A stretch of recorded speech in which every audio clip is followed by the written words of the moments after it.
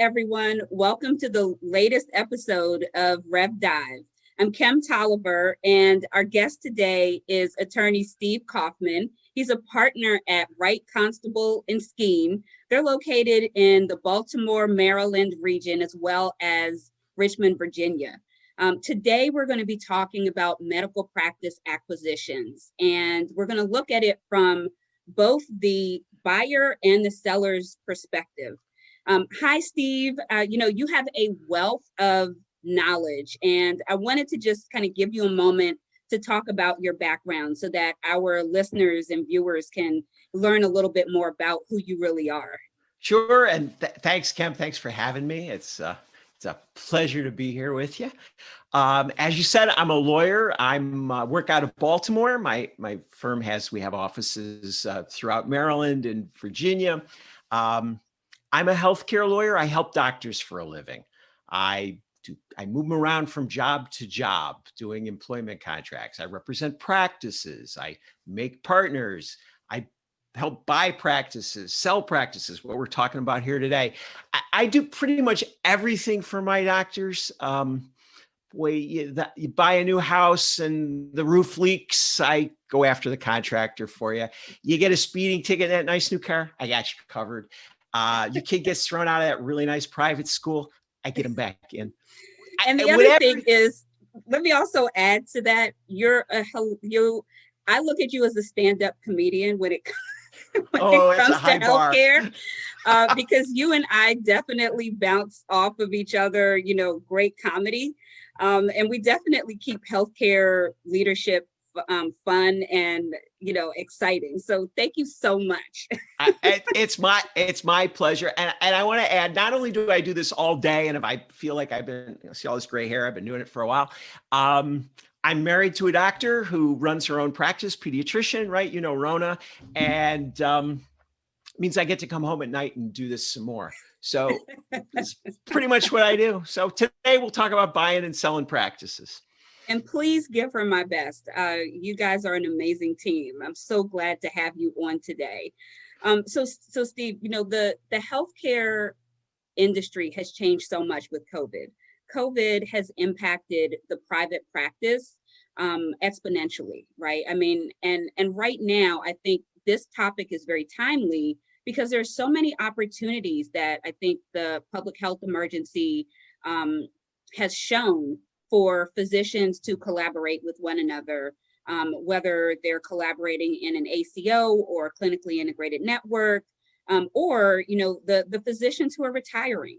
I've gotten a lot of calls from physicians who are said they just kind of throw in the towel and they said I'm done, I can't do this anymore. So there's a lot of opportunity to not only buy practices but to sell practices. And with all of this opportunity, I think it's a good time to talk about the benefits of both buying and selling. Let's start from the seller's perspective. You've decided that you want to, I'm sorry, not the seller's perspective. Let's start with the buyer's perspective. We can start wherever you want, Kim.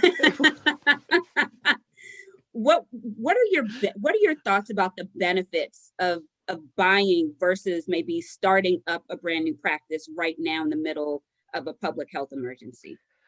I think starting your own is always hard. The benefits of buying somebody else's practice are that it comes with the tables and chairs and equipment and employees and patients, which is really important. You don't have to go find patients. Comes with revenue already. And it comes with processes and controls. That's the upside. The downside is that it comes with the tables and the chairs and the equipment and somebody else's employees and somebody else's controls. So you better make sure that you're buying a place where it operates in a way you're going to want to operate, because you're not going to get to train people. It's hard to change people. So you want to make sure that office ran in a way that you can live with. And if you want brand new equipment, well, this comes with what it comes with.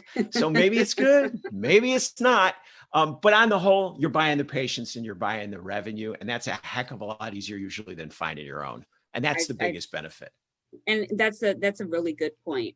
Now, the flip side for physicians who are looking at selling, maybe they're retiring, maybe they want someone else to take on the headache of, business operations. What would you say to them?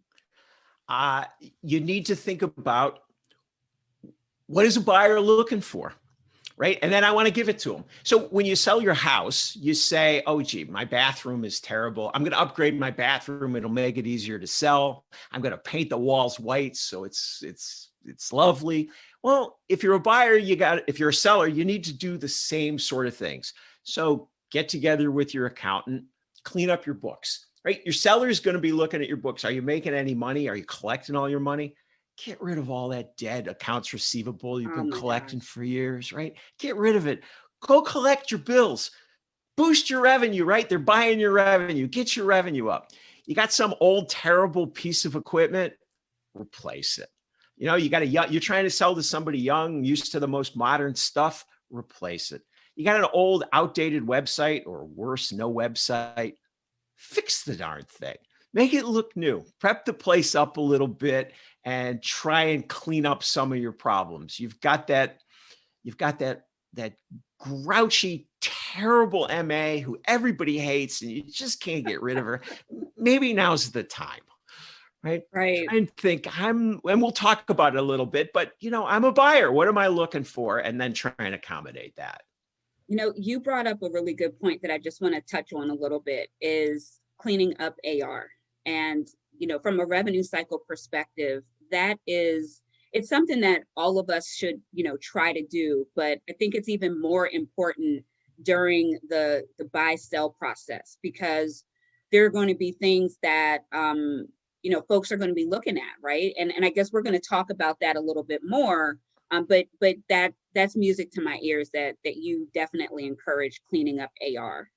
Oh, you got to get together with your accountant. And if you don't have an accountant, go get an accountant because you're not going to be able to sell your practice properly without one anyway. And speaking of accountants, there are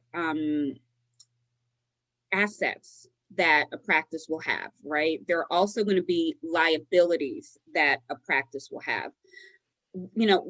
What are some of from a legal perspective, and what are your thoughts about how to address liabilities and assets during this process? Yeah. Okay. So assets, just so everybody understands, assets are the kind of the obvious. That is the tables and the chairs and the computers and the cash flow, the goodwill, the patient lists, all that stuff. The liabilities, it's all your debts. So you got a loan that has to be paid off, been sued for malpractice, maybe the pension plan, you owe employees money, or maybe they're owed back vacation that has to be paid out. Anything that the lease, anything that's a debt.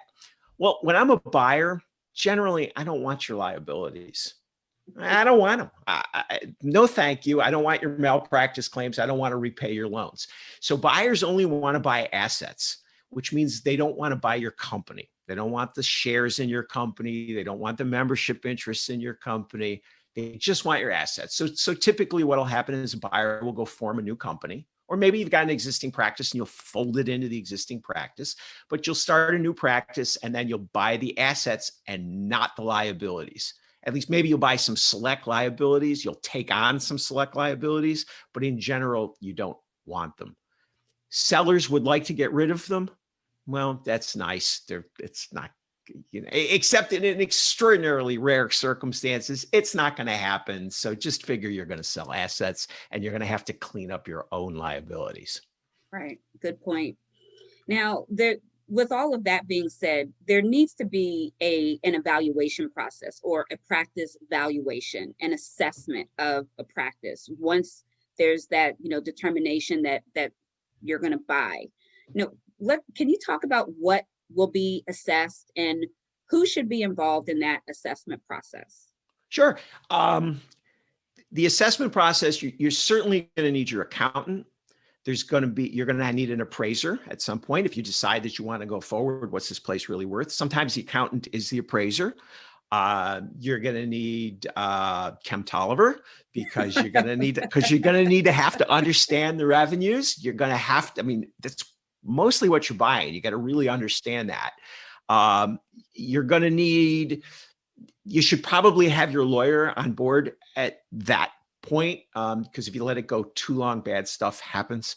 So those are that's the kind of team you're going to need. So your accountant will look at the finances. They'll get 3 years of tax returns. They'll get a profit and loss statement. They'll get a balance sheet, and they'll tell you whether the place is really making any money. Are there any problems? Are they playing games? You'll figure out what's going on with them. Cam, looking at the contracts, for example, and I'm going to want to look at contracts. You're going to decide whether you want to keep them. So maybe you're going to look at the contracts with the payers, with the insurance companies. Right. Are they any good? Yeah.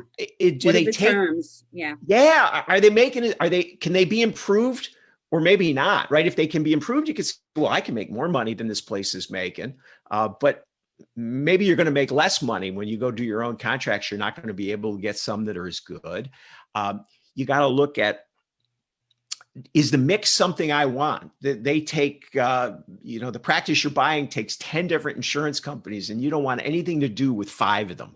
Right. Well, what is that going to do to the revenue when you buy, right? Is it going to go down? How many patients are you going to lose? What's going to happen there, right? Yeah. So you really need to take a hard look at that. And at the same time, you're going to want to look at some charts, because you want to figure out, are they billing the way I would bill, right? I'm the buyer. Is the seller billing the way I would bill? Are they billing fraud? I mean, at the one end, is it fraudulent billing, right? So now you've got a problem. They're billing more than you're going to be able to bill. At best, that's your problem. Yeah. Or do they underbill? Are they doing for the patients the way you would do it, so that you're going to be able to approximate the revenue? You're going to really want to look at that. And then the hard assets, like we talked about, how much are these tables and chairs really worth? That's usually the easy part. Right. Now, you mentioned ultimately figuring out like what the practice is worth. So there's going to be a dollar amount associated to that practice valuation, right? Have you found that both sides agree to that dollar amount right off the top? I know the answer, but like, yeah. So yeah, well, yeah, and the answer is usually not.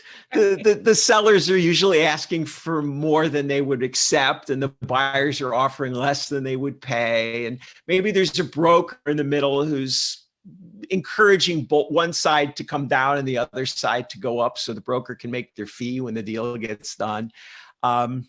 It's all over the place, and how much you get depends on what kind of practice you're, not just the individual practice, but what kind of doctor are you? What kind of practice is it? Where are you located? I mean, there's, that's a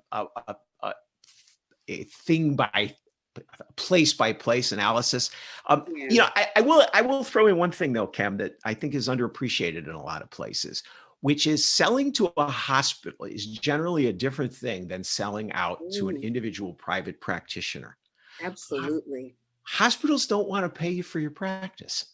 Yeah. Hospitals value your tables and chairs and say, we'll take your patients, thank you. We'll give you a job. We'll make you an employee. We'll pay you for 3 or 4 years. And then when you retire, we'll keep your patients. Thank you. Plus you're working for a hospital, and I won't get political about it, but there are things to consider if you're going to stay on as a seller, continue to work for a seller, you ought to consider your capacity for dealing with loss of control, because working for a hospital will mean you lose control. How much? Depending on what kind of deal you can cut, but you will lose control. Ooh, that's a big one, especially for, private practicing physicians who have been autonomous for the amount of time that they've owned their practices. And we could really stay on that subject. But what about the employees? I mean, we have human capital to take into consideration. And right now, especially in the environment that we are for workforce retention and recruiting, I've found it very difficult to get the best of the best right now, because it's very competitive. Um, we're boy, in a very competitive market right now. I listen every day to people who can't get MAs, can't get nurse practice, can't get mid-levels, Yeah. whatever, can't get mid-levels. I see people offering bonuses for mid-levels where like, wow, I mean, that's never I've been practicing 35 years. I've never seen anybody have to offer bonuses to hire mid-levels. It's like, So what would that's you something new. so what would you say about that? I guess from a, buy sell perspective. What are things So that we need to think about, like turnover and, yeah. yeah. So when you're buying a practice, you got to decide, do I want these employees? Which means you need to assess these employees. But you don't want to do it too soon, because if employees smell that there's a sale coming, one of two bad things can happen. They might all leave because they don't want to be under a new boss. They've been thinking about leaving. Now's the time to leave, right? This change, bail out. Or they decide that they've got some leverage and they come in and they insist on a whole lot more money to stay. I've seen that happen. I've seen office manager. I had one where an office manager came into the buyer and said, the staff all needs more money, including me, and they're all going to walk if they don't get it. Buyer buckled under, paid everybody, the manager, and then including retention bonuses, and then the office manager quit. Muscled everybody for raises and then quit. So you have to be very careful about how you time when you talk to the employees as both the buyer and the seller. Because even if you're the seller, what if the deal doesn't go through? You don't want to spook all your employees and have them leave. Yeah. And I think the other thing there is having a good transition process is really important. And I hope that, I know that we'll be able to talk about that today. But what I've found being involved in acquisitions is, as the acquisition leader, making sure that the employees feel comfortable, making sure that they feel valued, making sure that they feel that there's going to be some professional development, in this process for them, and that they're going to be valued and appreciated. So I 1,000% agree with you. It's a difficult line, and that's particularly important if you're selling out to corporate. Yeah. I don't know what kind of practice you've got, but if you're a radiologist looking to sell your practice, or you're a vascular surgeon or a pathologist lab, and you're going to be rolled up and owned by investment bankers, lots of time the employees look at that and say, Yeah. no thanks. Yeah. So another, I guess, consideration in this process is going to be the physical space, right? So making sure that there's a lease, and, just kind of thinking about what the location is going to look like for the practice. What are your thoughts about how to address that in this, in this type of transaction? You raise a huge point. I mean, a lot of people say, lease, I'm not going to worry about it. But really, the lease is a huge driver of whether you're going to make any money. Mm. I mean, so the question is, as the buyer, how much time is left on the lease? How long am I going to be able to stay here? Do I need to renegotiate with the landlord? You don't want to step into a situation where there's 6 months left on the lease and the landlord doesn't want to renew the lease, doesn't want to give you more time. Now you just bought a practice and you got to move it, which is expensive, and you're going to lose patients. That's just a disaster. Yeah. So one of the very first things you want to look at is the lease, and something else that we kind of skip with employees is you're going to want to look at the non-competes, the contracts of the providers, because you don't want to pay a lot of money for just like you don't want to just get thrown out of your space right after you buy it. Right. You don't want your doctors, your providers, to cross the street and take all your patients with them, because all the revenue goes with them. So you have to be very careful that you can protect against people leaving that way too. Those employment contracts are super important, especially, what I've seen is with the contracting and provider enrollment with insurance. So making sure that there's language in those employment agreements that requires the providers to, share their CAQH and their NPI information, because that could be a real obstacle, for a transition. So That's a great point, Kem. So take that back to your very first question to me, which is one of your first questions anyway, which was, what can a seller do to get ready to sell? Right. Yes. Well, if that's not in your contracts, maybe you should be revising your contracts and presenting people. If you don't have non-competes, maybe you better get some. Maybe you need to lock down your important employees. Maybe it's time to give people raises as part of the sprucing the place up so people don't walk out. Not so much that you become unprofitable, but enough so that people are happy to stay. Right.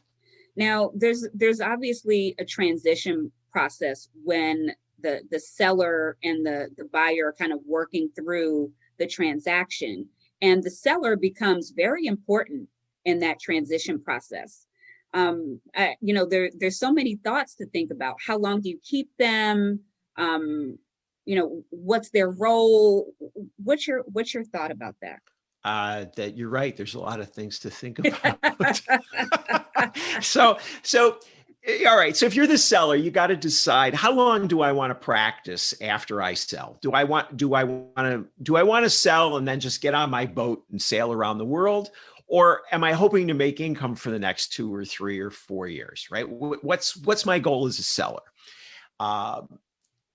From that perspective, if you want to stay, you're going to have to negotiate a contract with the buyer. You're not going to become an employee with a loss of control, and you're going to make less money, and you probably can get fired.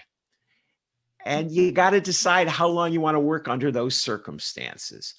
If you're the buyer, how long do I really want this person around? Because the staff is loyal to them. I'm going to change things. I'm going to get undercut inevitably just by the presence of the old person. So what you're looking for from the seller is, how long do I really need this person to transition to patients? Right? Do I need them? Can I do this with a letter and a meet and greet? And a lot of that'll be, is the practice branded, or is it personal? Is it people go because it's ABC pediatrics and everybody knows, and it doesn't really matter who the doctors are? Or is it a solo practitioner and the patients are tightly bonded to the doctor? So you have to decide how much hand holding, how much transition you really need, and act accordingly. And remember too, for every dollar that you pay, depending on what you want to do as buyer, if I'm going to go in, if I'm going to buy your practice cabin, you're a solo and I want to be a solo, I can't have you hang around very long, because there's only enough to keep one of us busy, and I won't have the money to pay you because I'm not making any money, because I'm still paying you to see patients. So it really depends on the circumstances. But on the one hand, it's control and money and time. And on the other, it's transition and grabbing control. Steve, this has been so much fun to talk to you about this. I really hope that we can get you back on again. This has been such a great conversation. Do you have any final thoughts before we close out about the overall process of buying and selling a private practice? Yeah. Yes, I do. And let me think about what it would be. I'm trying to think of the biggest mistake I see made. So I get paid a lot, right? I'm a lawyer. I get paid by the hour. I get paid a lot more money to clean up.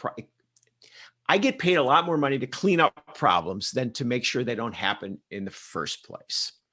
And I think that whether you're the buyer or seller, the most important thing you can do is try and remember that even though you're really, really, really smart, and you've been running this practice forever, you did not go to accounting school. You did not go to law school. You have not been doing revenue for I don't know. What do you, I'm just looking at you, Kem, 2 years, 3? We'll say 6 months. Okay. All right. You are not a pro in understanding how to negotiate those contracts, and you may never have done it. So the biggest mistake I see doctors make is they say, I'm really smart, I can do this by myself. And frankly, you just went to the wrong school to do it by yourself. Get some help. In the end, it's a lot cheaper, smoother, easier on everybody. Just get some help. Don't go it alone. Great words of wisdom. Steve, thank you so much for joining me today. And everyone, thank you so much for tuning in. We look forward to having you join our next episode of RevDive with Taya and Kim. See you later. Thanks. Bye, Cam.